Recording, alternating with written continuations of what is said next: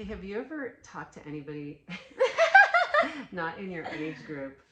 No, seriously, do you guys talk about menopause and all this stuff with younger people? No. I decided to ask my 21-year-old daughter. I thought you were asking me. No, I'm asking them. Oh, no, okay, that's okay. That's okay. No.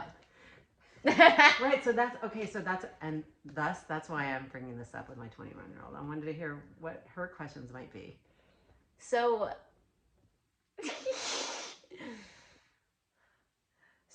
if you at my age magically appeared in your bedroom and sat down on the foot of your bed and looked at you and said, Suzanne, what is menopause like? So, what kind of advice and words of encouragement or not whatever words would you give her? I'd be shocked that she showed up. I know, like you said, like all joking aside, like I definitely was not thinking about this at your age. Yeah. Which is one of the reasons why I want people to start thinking about it, because I don't want it to be just this black box like they don't know anything about. And I think what I'd say to her, there's like 3 questions in that question, which is great. Well, no, it's cool. Yeah. It's good.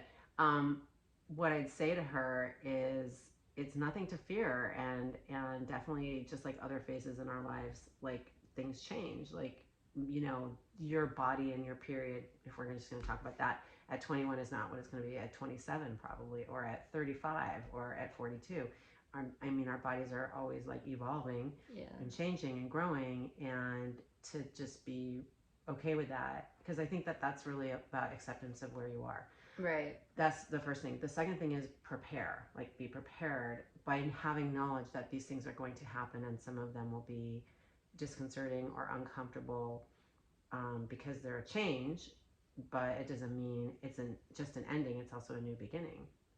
So what is this beginning? What do you mean by that? Like, what are some things that you enjoy about this part?